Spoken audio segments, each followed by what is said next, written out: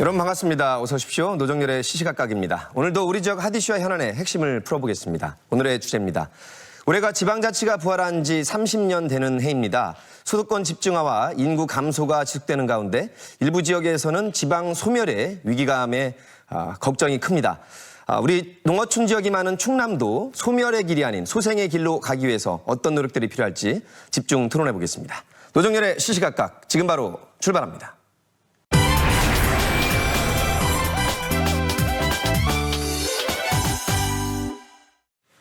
네, 수도권 집중화와 인구 감소로 인한 지방 소멸의 위기감이 커지고 있습니다. 그렇게 돼서는 안 되겠습니다. 이걸 막기 위해 어떤 노력들이 필요할지 이분들과 함께 깊은 생각 또 말씀을 나눠보겠습니다. 문정우 금산군수와 함께합니다. 네, 안녕하세요. 반갑습니다. 금산군수 문정우입니다. 어서 오십시오. 박정현 부여군수와 함께합니다. 네, 반갑습니다. 부여군수 박정현입니다. 서울에서 예산으로 귀촌한 지 6년 차이세요. 유혜선 씨와 함께합니다. 안녕하세요. 두 아이의 엄마 유혜선입니다. 어서 오십시오. 카이스트 문화기술대학원에서 박주용 교수와 함께합니다. 네, 안녕하세요. 사회와 문화를 연구하는 물리학자 박주용입니다. 네, 네 분의 귀한 말씀 듣기로 하고요. 관련 주제의 영상으로 안내하겠습니다.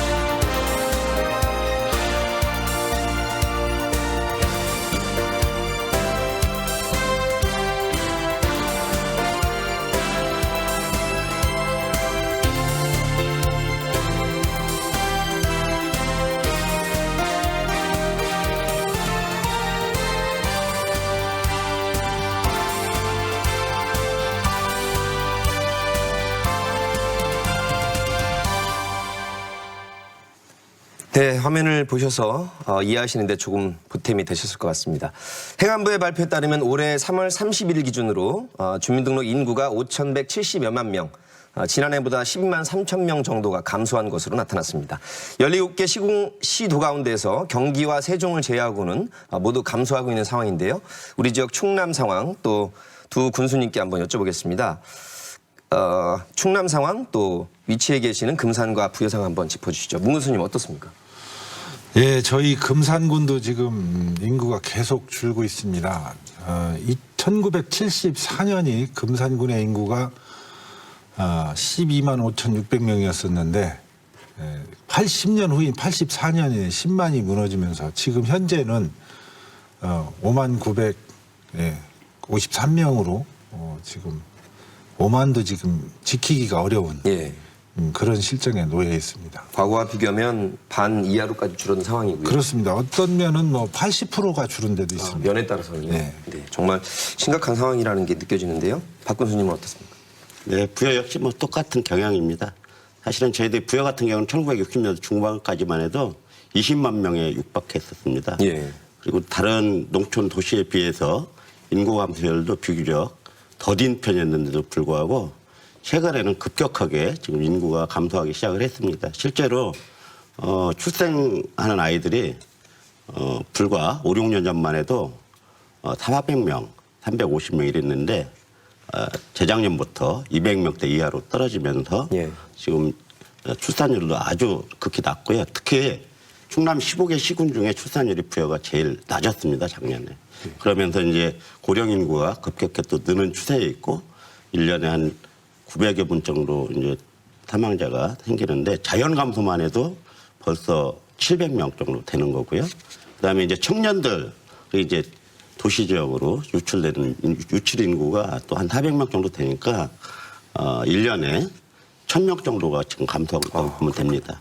예. 아이가 나오지도 않고 있는 인구가 또 나가기도 하고 그런 상황이라는 게 충남 15개 시군 가운데 우리 금산군 수님 그리고 부여군 수님 말씀해 주셨고 유혜선 씨가 저희가 각별하게 모신 게 서울에서 사시다가 예산으로 오신 지가 6년 차시고 뭐 마음에 드시는 점 조금 아쉬운 점도 있으시겠지만 처음에 이렇게 내려오시게 된 계기가 어떻게 되나요?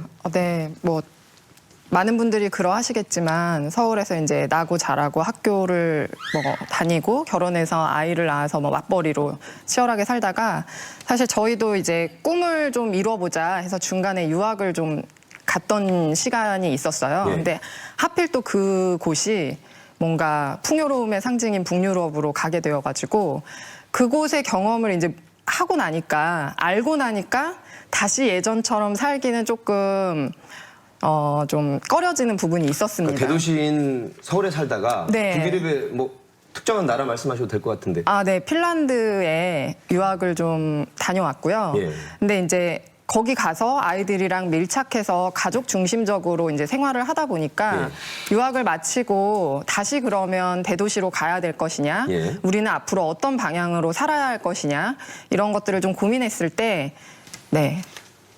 다시 서울로 가는 것보다는 네. 우리나라에 있는 귀농귀촌으로 가면 네, 맞습니다. 그 가족과 함께한 밀착 또 전원 삶이 훨씬 더 네네. 가능하지 않을까? 필요하지 않을까? 그것이 우리가 장기적으로 제2의 인생을 좀 더 빨리 시작을 해야 되지 않을까? 예. 그게 아이들을 위해서도 좋지 않을까라고 생각해서 예산으로 기촌을 이제 결심을 하였고요.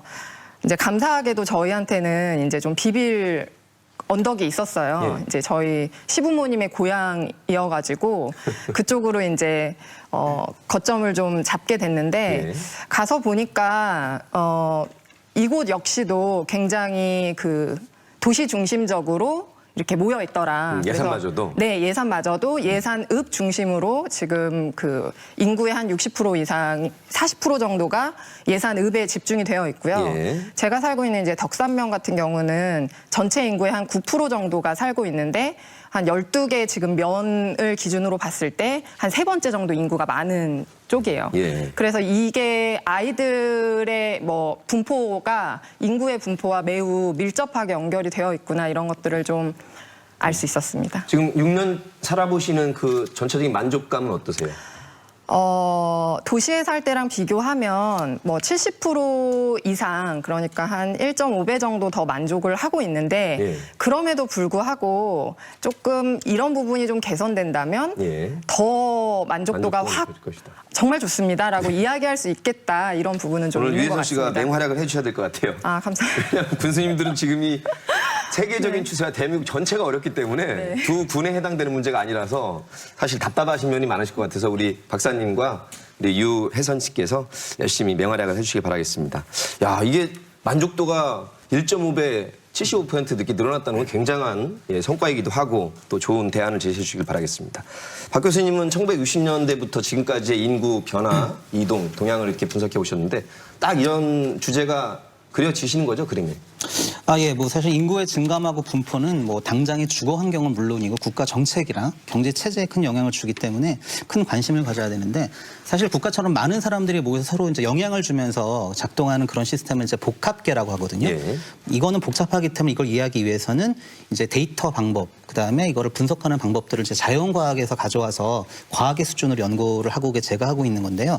이제 우리나라의 특징을 보면 실제로 인구가 줄어드는 것과 동시에 수도권 인구 집중 현상이 강해지겠죠. 그래서 저희가 이제 빅데이터를 사용해서 분석한 결과에 의하면 특히 이제 산업화 이후에 60년대 이후에 서울과 부산을 잇는 북서축, 남동축으로 그걸 따라서 서울로 인구 중심 이동을 하고 있고 그 수도권 그 집중이 계속 강화되면서 이제 2000년대 와서는 전 그 한국 영토의 10%밖에 되지 않는 수도권이 인구의 50%가 넘은 형태가 돼서 예. 세계적으로 도시화가 많이 진행되고 하더라도 서울의 수도권 집중은 더 문제는 너무 심한 상태다. 네, 그렇습니다. 자, 한국고용정보원에서 발표한 2020년 지방 소멸 위험 지수라는 걸 보니까 전국 시군구 228곳 가운데 소멸 위험 단계 지역이 무려 105곳입니다. 소멸이란 말이 굉장히 위기감으로 다가오는데 2014년도 도쿄대 히로야 교수의 동명의 책에서 시작된 용어라고 하는데 우리 박 교수님 보시기에 이 수치로만 봐도 굉장히 심각한 상태인데 이걸 어떻게 막을 수는 없는 건가요? 그 인구 전문 학자로서 보시기에는 어떻습니까? 실제로 도시화는 전 세계적인 추세긴 합니다. 그래서 지금 현재 전 세계 인구의 절반 정도가 도시에 살고 있다고 하고 앞으로 한 30년 지나면 4분의 3, 즉 75억 정도의 인구가 살게 되면서 사실 지방에 사는 인구는 인구가 줄지 않더라도 줄어들 가능성이 있어서 상당히 그 도시화는 계속 진행이 되고 있습니다. 근데 이제 이런 것들이 사실은 도시화에 대한 관점을 봐야 되는데 실제 사람들이 도시에 모이는 것은 예산 경우에도 대도시 그 수도권 아니지만 예산읍이라는 게 도시화거든요. 왜냐하면 수집 체렵이나 농경을 하지 않는 경우에는 다른 사람들이 필요한 서비스나 재화를 한 군데 모여서 만들고 공급하는 게 사람들이 편하기 때문에 도시화가 이루어지는 거고 예. 그래서 그거는 사람들한테 도시화를 하지 말라고 하는 것은 상당히 어려운 문제로 보입니다.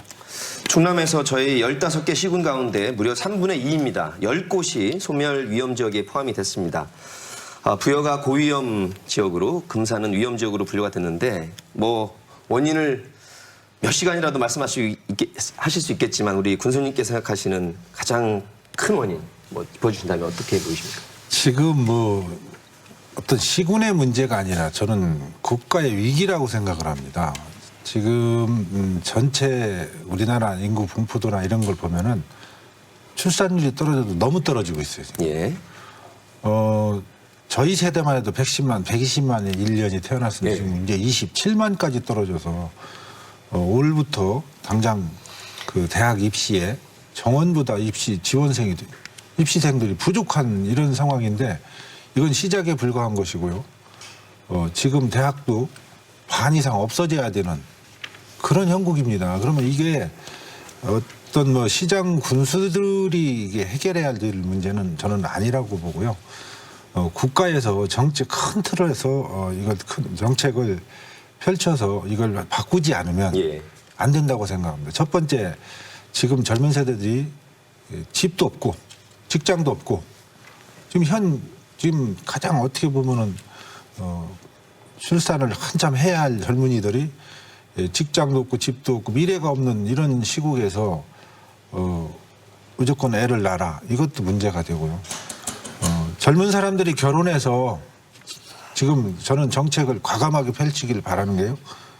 살 수 있는 집을 국가에서 마련해 주든지 예. 아니면은 아이 출산할 때 과감하게 한 1억씩 주는 거예요. 1억씩 주고 둘째 나면 1억 5천 뭐 2억 뭐 이렇게 줘가지고 이 사람들이 좀 안전한 삶을 살 수 있게 해줘야지. 지금 아시다시피 결혼을 안 하는 젊은 사람들이 너무 많이 늘어나고 예. 있습니다. 그 원인을 좀 그 학자님들도 좀 면밀하게 분석을 해서 왜 결혼을 안 하려고 결혼을 기피하는가. 그 대안 부분은 또 중반 후반부에 또 강조를 해주시고 지금 뭐 핵심부터 오죽 답답하면 이런 말씀 해주시겠습니다. 기존의 패러다임이라 아예 생각을 바꾸지 않으면 이 추세는 어쩔 수 없다. 국가적인 문제라고 먼저 짚어주셨기 때문에 박 교수님도 한번 겹치지 않는 범위 내에서 조금 강조해 주시죠. 문정호 금산 군수님 말씀하시는 거에 대해서 일개 이제 공감도 하지만 사실 우리 또 다른 관점에서 보면 예. 우리가 좀 봐야 될 시각이 있어요. 이를테면 부탄 같은 나라 같은 경우는 잘 사는 나라가 아니잖아요. 산골 마을이 굉장히 많이 있고, 근데 행복지수는 또 세계 1위란 말이에요. 근데 우리가 지금 이제 산업화되고 도시화되면서 또 이제 세계적인 추세에 따라서 또 저출산 1위 국가이기도 하는데 이게 국민들 특히 젊은 세대들의 눈높이가 높아진 건 맞습니다. 예. 그리고 또 거기에 따라서 이제 상대적 박탈감, 빈곤감도 또 존재하는 거 맞고요. 그런데 또 우리 어머니 세대들 그렇게 고생하시면서도 자식들 많이 낳고 자식들 키우려고 애썼잖아요. 근데 책임감이죠.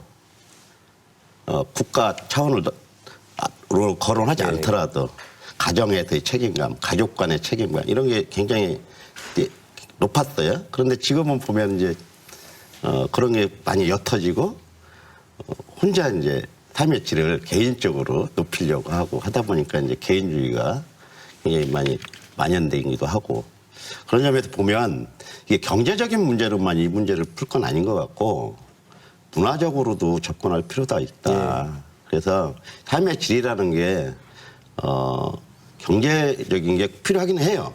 불편하니까. 없으면 그죠? 그런데 우리가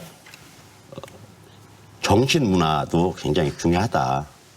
그래서 알겠습니다. 우리가 여러 각도에서 한번 살펴볼 필요가 있다는 거죠. 역시 백제 수도였던 우리 부여 군수님이시라 문화와 정신적인 것도 분명히 중요하다는 강조를 해주셨고 우리 두 군수님께서 중요한 거 다 짚어주신 것 같아요. 경제적인 시스템 기반이 돼야지만 해결의 모색이 될 것이라는 얘기인데 유해선 씨는 두 군수님 말씀을 다 경험하신 거예요. 사실은 서울에서 살다가 북유럽 핀란드에서 유학을 몇 년 하시고 또 지금 마음과 정신 문화가 조금 더 풍요로울 수 있는 예산 6년 차 시민이신데 어떠세요? 두 분이 이제 한 면씩 이렇게 강조해 주셨는데 가장 그래도 만족감이 높아지시고 좋은 거 예산으로서 네, 일단 저출산 얘기를 해주셔가지고 이 저출산은 결과라는 것을 꼭 기억을 하셔야 될 것 같습니다. 결과다. 네, 이것은 우리 사회가 가지고 있는 다양한 사회적 문제의 결과인 것이기 때문에 이것에 대한 깊은 성찰이 없는 상태에서 뭔가 그 개인의 이기주의라든지 아니면 어떤 수치적인 측면으로 이 문제를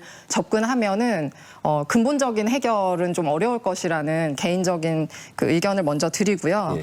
일단 첫 번째 이제 말씀하셨던 그 충남의 15개 시군 중에 10곳 특히 농촌 지역이 이 지방 소멸 인구 소멸 지역으로 이렇게 좀 분류되는 이 부분에 대해서 저는 좀 산업 구조적인 것에 이것 역시도 결과이지 않나. 우리가 너무 그 경제적인 부분이 굉장히 강조가 되는 사회였잖아요. 예. 그동안. 그래서 농업에 대해서 너무나 저평가되었고 그것에 대한 결과로서 농촌의 사람들이 점점 떠나가고 있는 결과를 만들어내고 있는 것은 아닌가라는 예. 좀 개인적인 생각을 가지고 있고요. 특히 이제 충남이라는 지역 자체가 저는 대한민국 전체적으로 봤을 때 그 돌봄의 역할을 지금 하고 있다고 생각을 해요. 예를 들면 석탄화력 발전 이런 에너지 관련된 부분들도 굉장히 많은 부분을 충남에서 지금 그 부담을 있죠. 하고 예. 있잖아요. 그러니까 이 나라가 어떤 사회가 유지되기 위해서 필요한 기본적으로 갖추어야 되는 기반 서비스를 지금 충남에서 굉장히 많이 그 담당을 하고 있는데 결국 이것은 돌봄의 영역이라고 저는 생각을 합니다. 그래서 이 사회적으로 돌봄의 영역이 어느 정도의 가치로서 평가를 받느냐 이 부분에 대한 재평가가 우선 예. 이루어지지 않는다면 그 뭐 인구 감소 또는 뭐 출산율의 저하 이런 부분들에 대한 근본적인 해결을 이야기하기 좀 어렵지 않겠는가. 특히 농업 같은 경우는 식량 주권이라는 부분이 있는 거거든요. 그래서 기간 산업으로서 재평가되어야 되는 필요성이 절실하다라고 생각하고 있습니다. 충남도 홍보대사를 하셔야 될 것 같습니다. 네. 우리나라 전체에서 에너지 그 여러 가지 어려움이 있음에 들고 부담하는 점, 충남의 에너지 그 지분, 또 말씀하신 농업이라는 것이 식량 주권 포함해서 국민들의 먹을거리를 기반을 제공한다는 그런 인식이 좀 확산이 돼야 네. 이 문제도 좀 해결이 될 것이라는 말씀이셨고 박 교수님께는 고령화 저출산이 심각한데 우리나라는 유독 심하다고 하셨고 지금 세 분의 말씀을 들어보니까 어떤 말씀을 이 분야에서 강조하고 싶으십니까? 일단 이 문제는 국내를 넘어서 사실 세계적인 추세를 좀 봐야 될 것 같습니다. 특히 이제 산업구조 말씀하셨는데 사실 우리 산업구조 변경을 먼저 겪은 선진국의 경우를 보면서 해결할 방법인지 좀 봐야 되는데요.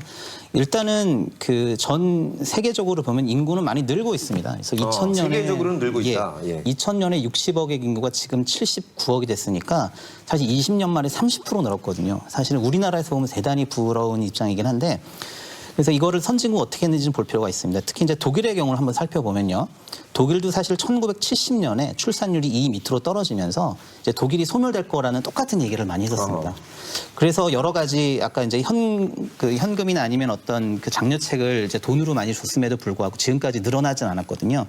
근데 어떻게 했냐면 예. 실제로 독일에서 그 동유럽과 중동이 이민을 많이 받았습니다. 이민을 많이 받으면서 부족한 노동력을 채우고 근데 한 가지 더 여기서 좀 우리가 봐야 될 게 그 이민자들은 출산을 많이 하는 경향이 있어요. 그래서 하나는 자기가 살던 곳보다 좋은 곳에서 그 뿌리를 내리고 싶은 욕망이 하나 있고 두 번째는 사실은 문화적인 배경도 있습니다. 그래서 독일에서 출산을 많이 하는 가정들을 보면 독일인이든 이민들이든 출산을 장려하는 카톨릭이라든가 무슬림들이라든가 그래서 개인적인 가치에 대한 중요성도 있거든요. 예.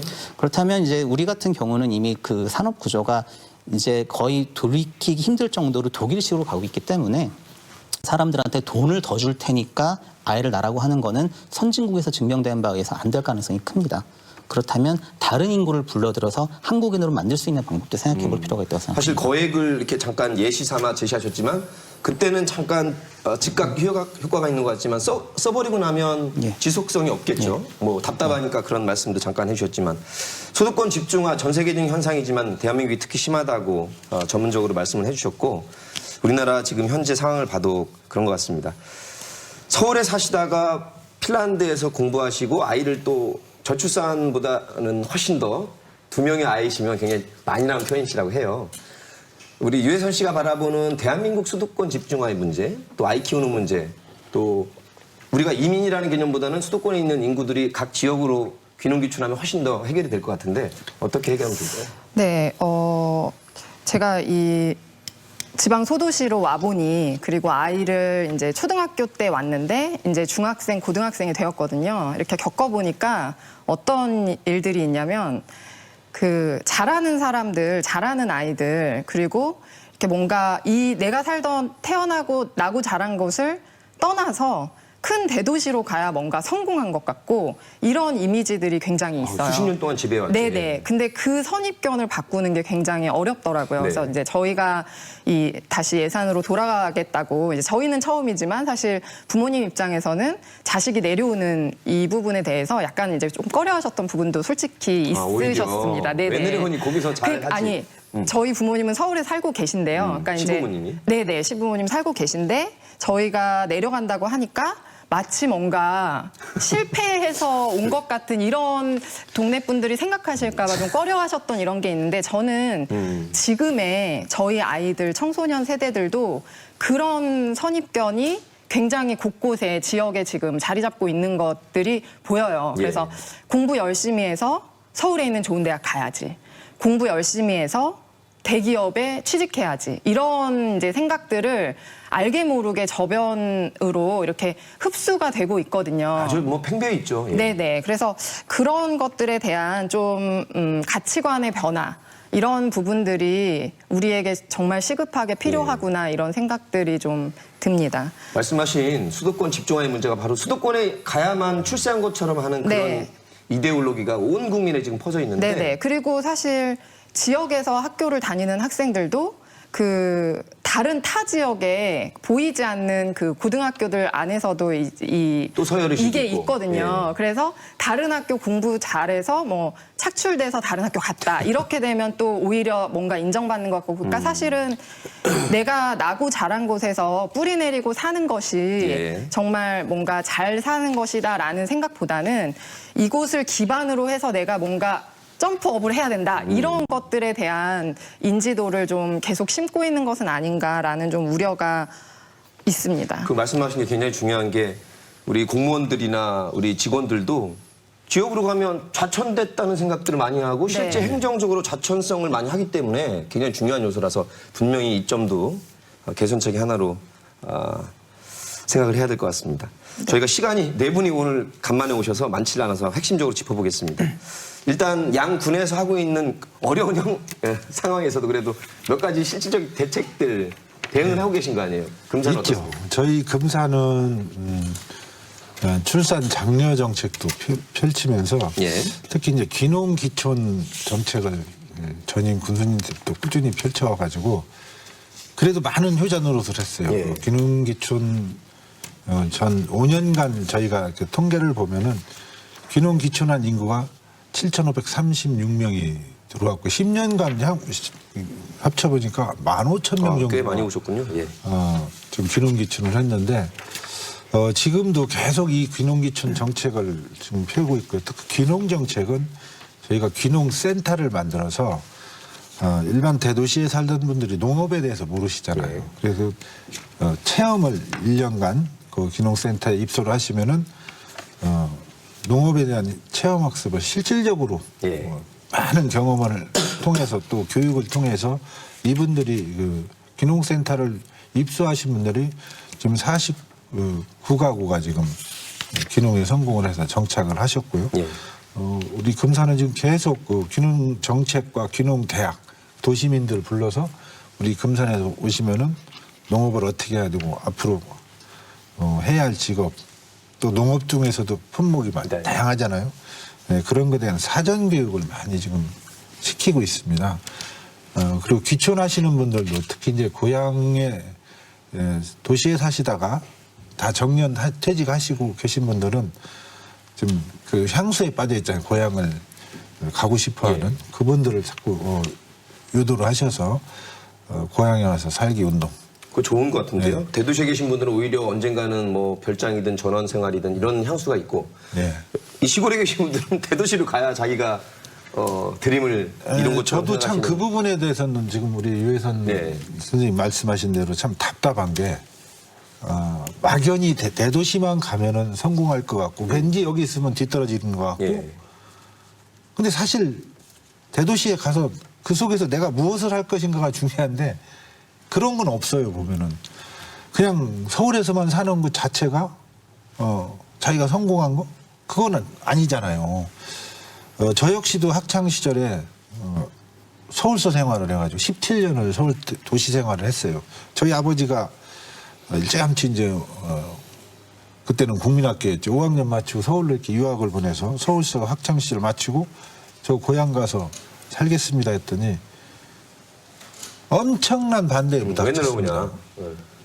야, 거기 그 어렵사리 시골 올라가서. 골짜기 면하라고 했더니 거기를 가?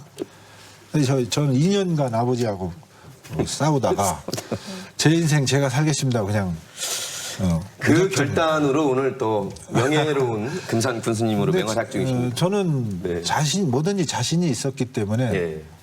그냥 맨몸으로 내려와서 지금 현재 살고 있는데 저는 만족했고요. 네, 사실 이렇게 뭔가 그 굉장히 지금 중요한 말씀을 해주셨어요. 뭐든지 할 수 있다 나는 이런 마음을 저는 이 지역에 살고 있는 아이들이 가져야 된다고 생각하거든요. 제가 귀촌을 하고 아이를 키우면서 가장 좀 답답했던 그래서 그 왔다가 다시 돌아가는 사람들의 그 문제의 지점을 보면 예. 결국은 그 아이들의 교육 문제를 빠뜨리고 이야기할 수가 없더라고요. 그런데 가장 중요한 것은 이 지역에서 가지고 있는 약간 학습된 무력감이 있어요.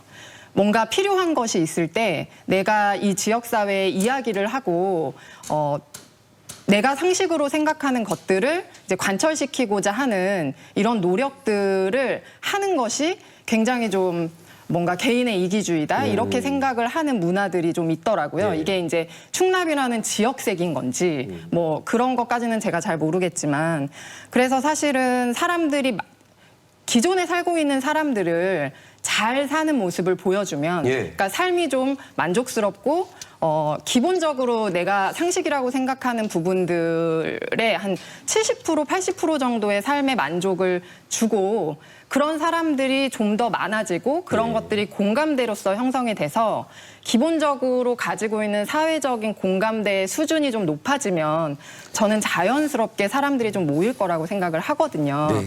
그런데 오늘 이제 저 핵심적인 말씀을 해주셨습니다. 네, 저희가 그런 부분들이 좀 부족한 것이 제가 좀 아쉬운 부분이었고요.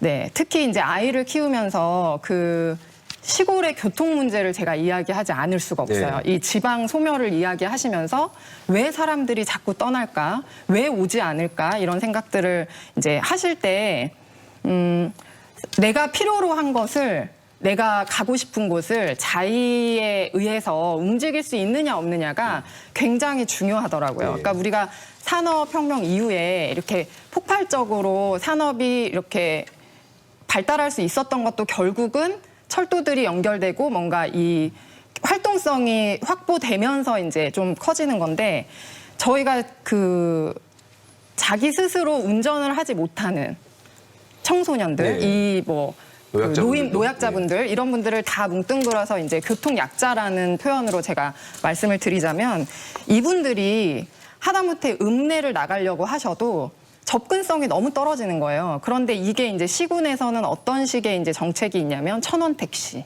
예. 근데 이게 그 읍면 리 이런 데 가면 한 50몇 개 리 이런 데에서 한두 곳을 시범 사업처럼 하고 뭔가 정책이 펼쳐지는 것처럼 말씀하시거든요. 예. 근데 이게 저는 좀 상상력을 발휘해서 대중교통으로서 원하는 곳에 사람들이 갈 수 있도록 연결할 수 있는 좀 촘촘한 이런 연결망들이 좀 필요하다. 지금도 전국적으로 보면 대형 버스 위주로 적자를 보전해주는 식으로는 하는데 네. 우리가 그 예산을 그렇게 촘촘하게. 네네. 그러니까 예. 이런 거죠. 그 몸도 이제 세포와 그 혈관들이 잘 이렇게 네. 순환이 되었을 때 건강한 것처럼 예. 이게 뭐 대동맥, 정맥만이 다가 아니지 않습니까? 그러면 좀 촘촘하게 이런 것들을 좀 연결하려고 하는 그런 노력을 좀 해주시면 좋은데 자꾸 그 기존의 프레임 안에서 갇혀가지고 그 대중교통을 네. 체계를 이야기하시고 저희가 이런 이제 사람들이 존재하고 있으니 그곳에 어떤 교통의 편리성이나 그런 정책적인 편리성이 닿아갈 수 있도록 해주십시오라고 얘기하면 자꾸 또 거기에서 이제 그 경제적 관점이 또 들어와요. 알겠습니다. 우리 유혜선 씨는 몇 달 후에 조만간 모셔야 될 것 같아요. 또 다 연결되는 문제라서 교통과 교육 문제, 지속성을 갖기 위해서는 우리 금상구 선생님 말씀하셨고 부여 상황도 같이 연결해서 좀 말씀해 주세요. 지금 선생님 말씀하시는 거 들어보면서 굉장히 좀 답답하긴 했습니다. 네. 정부가 지자체든 정부든 행정을 펼쳐나가는데 효율성을 따지지 않을 수는 없어요, 사실은. 그리고 세수가 전국의 지자체에서 골고루 올라오는 게 아니거든요. 네, 그렇긴 한데요, 굉장히 교수님. 다른데요. 일단 이거는 듣고 이제 지금 현재 중앙정부가 나눠주고 있어요, 배분을. 예. 이제 완전히 지방자치제가 분권화가 안 돼 있기 때문에 지방 재정도 같이 세금을 이제 나눠주는 거예요. 그런데 우리 같은 경우는 이제 대중교통 때문에 들어가는 비용이 100억 정도 들어갑니다. 100억 정도. 연간, 네. 그거 왜냐면 적자나니까 사람 별로 안 사는데 버스를 투입해야 되고 한 분 계셔도 보내야 된다고요. 그러니까 유혜선 씨 말씀은 말씀드리면. 그 100억이라는 예산을 그렇게 쓰지 말고 지금 말씀하신 대로 필요한 곳에 큰 버스가 아니더라도 택시 같은 버스식으로 잘 촘촘하게 그렇게 돼 연결해달라는 건데. 있어요. 돼 네. 있어요. 안 돼 있는 게 아니에요. 돼 말씀을 있는데 좀 해주시면 네, 교수님께서 알겠습니다. 자, 말씀해 우리 주시죠. 군수님 말씀 마무리하고 박사님으로 가겠습니다. 예, 그래서 사실은 이제 아니, 우리가 마무리 됐네. 네, 현실적인 어려움. 네, 충분히 굉장히 이해합니다. 어려워요, 이게. 네, 박사님 말씀해 주시죠. 네, 도시와 지방의 문제를 볼 때 사실은 이거 두 개를 경쟁 구도로 볼 때 이 프레임이 제일 큰 문제가 되거든요. 예를 들어서 이제 지금도 말씀하시는 게 그러니까 도시에서는 또 사람이 많으니까 교통이 많은데 지방에선 사람이 적다고 교통이 적으니까 불편한데 예. 여기서 돈을 이미 많이 쓰고 있다라고 해서 이제 어느 한쪽도 사실 만족할 수 없는 상황인 거죠. 그래서 이제 군수님 입장에서는 그런 더 많이 해달라고 하면 예산을 먼저 생각하시게 될 것 같아요. 그리고 여기서는 하더라도 사실 경쟁 구도가 되지 않는 게 사실은 사람들이 그러니까 삶 자체의 편의를 위해서 도시를 만들었기 때문에 도시는 그러니까 편의 자체만을 봤을 때는 앞서가게 설계 된 거거든요. 예. 그래서 도시와 똑같은 편의를 지방에도 해야 된다라고 해서 서울에서 했던 거를 지방으로 가져가게 되면 이렇게 서로 만족하지 못하는 결과가 나오고 대신에 여기서는 지방의 그거에 특화된 해결책은 무엇인가를 상상력을 발휘해야 됩니다. 예를 들어서 지금 그 정해진 시간만 다니는 버스는 도시의 모델이죠. 예. 서울은 사람 많으니까 1분에 한 대인데 여기는 1시간 하니까 불편한데 나중에 이거는 기술로 풀어가는 가능성이 제일 커요. 예를 들어서 자율주행차 같은 경우에도 아마 지방에서 훨씬 더 관심을 갖고 보셔야 됩니다. 서울에서 이미 차가 없어도 다닐 수 있기 때문에 예. 그 전기차는 그냥 약간 그 사치품 럭셔리 아이템이에요. 하지만 지방에서 아주 본질적으로 사용될 수 있거든요. 예를 들어서 운전을 못해도 내가 언제든 갈 수 있는 차가 있다면 뭐 운전을 못 하시는 분들 미성년자가 타고 다닐 수 있는 거거든요. 그러니까 그쪽에다가 큰 관심을 기울일 필요가 있습니다. 네. 아직 상용화는 안 됐지만 그런 식의 개념을 가지고 접근하라는 말씀이시고요. 네, 그것이 예. 지방의 생활 환경을 정말 혁신적으로 변할 수 있다라는 그 생각을 가지고 접근을 해야만 그 문제를 풀 수가 있을 것으로 보이고 그리고 교육도 마찬가지입니다. 사실은 지방 얘기를 들으면 학교가 근처에 없어서 1시간, 2시간을 다니는 학생들. 근데 이것도 마찬가지로 그러면 그 학생 한 명을 위해서 학교를 다 짓겠느냐라는 문제가 그러면 똑같은 군수님이 또 예. 고민하실 거예요. 이 학생은 불쌍하긴 한데 그렇다고 이 학생 한 명을 위해서 학교를 지어야 되느냐. 그렇다면은 여기서 할 수 있는 거는 그러면 사람들이 우리 지역에 뭐 100m마다 학교가 있진 않아도 다니기 어렵지 않은 곳에 정말 좋은 학교가 있다는 것. 예. 이것도 현재 그 평준화 위주로만 가는 철학에서는 사실은 서울에서의 평준화, 지방에서 평준화는 이겨낼 수가 또 없어요. 경쟁 구도로 가면. 그래서 지방 같은 경우에는 서울과는 좀 다르게 여기서는 정말 좋은 선생님들이 올 수 있고 학력을 높일 수 있는 그런 주민들이 원하는 경쟁력 있는 교육을 실행하는 것도 생각해 볼 필요가 있습니다. 예. 네 분이 오늘 출연해 주셔서 5번째 주제로 이제 돌아오는 지역, 우리 귀농귀촌, 돌아오는 지방을 만들려면 어떤 노력들이 필요할지 변수가 뭐 수십 개가 될 수도 있는데 네 분께서 생각하시는 나는 이걸 핵심 가치라고 생각하고 이렇게 해야만 조금이라도 개선될 수 있다는 생각을 우리 행정을 해주시는 우리 두 분 군수님께 먼저 여쭙고 교수님과 우리 주부님께 여쭙겠습니다. 감사한 군수님께 여쭙겠습니다. 예, 저는 조금 전에도 말씀드렸지만 귀농귀촌 정책은 저희 군에서는 지속적으로 지금 추진을 하고 있는 정책이고요.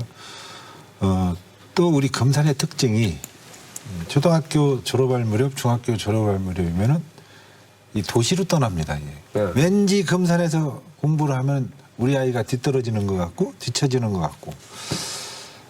근데 저도 대도시에서 공부를 해봤기 때문에 대도시 사정을 아는데 이건 부모님들의 막연한 생각이 좀 있어가지고 저희 군에서 실시하고 있는 것이 학부모 교육을 시키자. 그래서 학부모님들한테 학부모 아카데미하고 지금 교육을 저 취임하던 해부터 이렇게 실시를 했습니다. 입시가 어떻게 해서 지금 수시로 해서 학교가 가는지, 왜 대도시로 가야만 되는지, 가면 불리한지 유리한지도 모르고 이제 갔기 때문에 교육 환경을 대폭 바꾸자.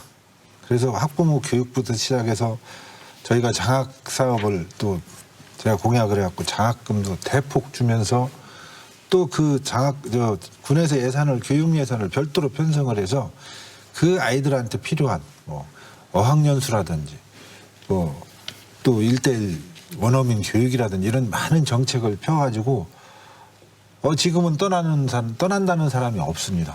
굉장히 효과가 있는 굉장히 교육 환경은 정책으로 확 바뀌어 있고요. 또 올해 금산군에서 또 입시 성적이 상당히 좋았어요. 예. 학생 수 대비해서 서울대도 3명 갖고 연고대 3명 갖고 특정한 하다 보니까 아무튼 그런 관점의 변화만으로도 충분히 해냈고 많이 바뀌었어요. 성과가 있다는 말씀을 성과가 바뀌면서 저희가 이거 시리즈로 뭐 분기별로도 이렇게 해야 될 것 같아요. 좋아진 점이나 더 개선점을 이렇게 한 번에 해야 될 주제는 아닌 것 같고 박 군수님.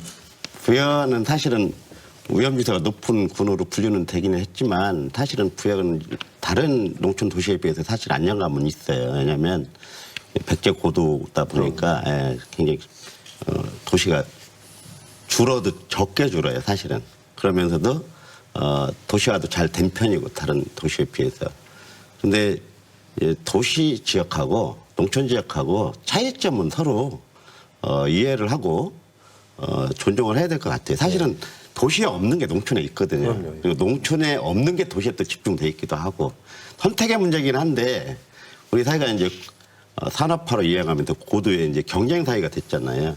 그러니까 이제 뒤처지면 안 되겠다는 압박감이 많이 작용하는 거고 또 사회적 주의나 아니면 경제적 주의를 높이려고 하는 욕구는 누구한테나 다 있는 거고 하다 보니까 또 그게 발전의 원동력도 됐고 성장의 예, 동력도 그럼요. 됐고 그런데 다만 그런 과정에서 이제 폐해나 모순이 심각해진 거죠. 그리고 이제 지금 와갖고는 이제 저출산 고령화나 그다음에 양극화 문제, 지역 간 불균형 문제 이런 것들이 종합적으로 이제 마치 종합병동처럼 이제 나타나는 거 아니겠습니까? 예. 근데 이런 것들은 또 한 시대의 흐름이었기도 했고 또 거기서 나타나는 모순을 극복하려는 것도 우리 과제이기도 하고요. 근데 저희 부여 같은 경우는 이를테면 제일 심각한 문제가 이제 교육 문제 맞습니다. 교육 문제도 맞고요. 그다음에 이제 의료 문제도 맞고, 예. 그다음에 이제 문화 삶의 질 향상 문제도 맞고, 그래서 이제 저희 부에서 지금 집중적으로 하고 있는 문제 중에 하나가 청년 정책이었어요. 그러니까 귀농귀촌을 하셔도 중장년 이후 세대가 오십니다. 아이들 다 가리키고 아이들은 도시에 남겨놓고 그런 분들 꽤 이제 계시죠. 한 60대 정도 돼갖고 이제 젊은 오시는 분들 거예요. 때부터 오게끔 하는 정책을 그러면 그 이제 생산성 있는 인구라기보다는 쉬러 오시는 거죠. 예. 쉬러 그래서 오시는 이제 것도 좋은 겁니다. 네. 그렇죠. 그런데 그러다 보면 이제 농촌은 농촌만이 갖고 있는 산업 기반이 있는데 실제로는 노동력이 이제 높진 않은 거죠. 생산성이 높지 않은 거죠. 그래서 네. 저희 입장에서는 청년 육성 정책을 어떻게 해나갈 것인가는 게 중요하고 그리고 농업인도 그러니까 청년 농업인 육성 문제에 이제 천착을 할 수밖에 없는 거죠. 알겠습니다. 그래서 생산성 있는 인구를 어떻게 지금 이렇게 돼 있다면 어떻게 넓혀나갈 거냐 예. 하는 문제가 굉장히 심각해서 그분들이 요구하는 것을 많이 이렇게 서로 대화를 합니다. 그래서 실제로 그분들이 필요로 하는 생활, 문화, 교육 이런 것들이 뭔지 계속 얘기는 해나가요. 그런데 아무래도 도시는 작은 지역에 많은 사람이 살면서 편의시설을 갖추기가 쉽습니다. 상대적으로 비용도 적게 들어가고. 근데 우리 부여만 해도 면적이 서울시 면적보다 더 넓습니다. 네. 엄청난 넓은 면적의 인구는 6만 4천밖에 안 되는 거죠. 사실 이게 가장 굉장히 좋은 경쟁력이 지방 소도시가 될 수 있다고 생각이 드는 부분입니다.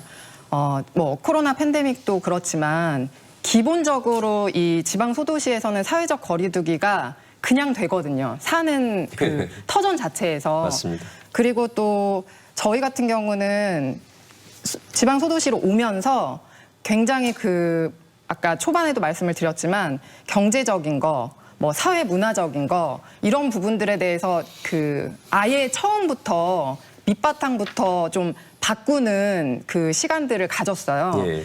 자, 오늘 각계 각층에 또 우리 직접 현 군수님 두 분을 모시고 좋은 말씀 들었습니다. 네 분께서 더욱더 애써주시는 마음이 우리 온 국민에게 전달되길 바라겠습니다. 노정열의 시시각각 오늘은 여기서 마치겠습니다. 다음 시간에 찾아뵙겠습니다. 고맙습니다.